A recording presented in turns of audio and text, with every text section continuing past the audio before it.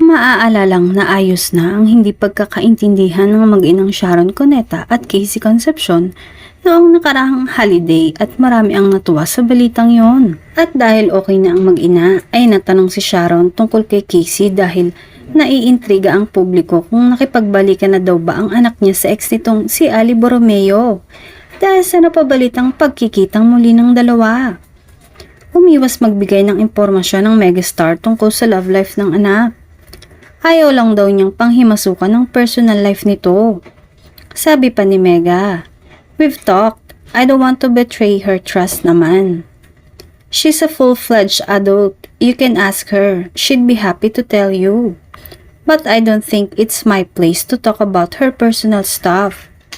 Samantala, busy pa ngayon ng megastar kung kaya nag-aabang lang ang mga fan niya nang i-announce nitong balita tungkol sa ipinangako nila ng dating asawa na si Gabby Concepcion na Dear Heart World Tour at reunion movie. Hindi naman daw nagmamadali ang mga Shagab fan dahil alam nilang busy pa ang kanilang idolong si Sharon, lalo pat malapit na ang eleksyon.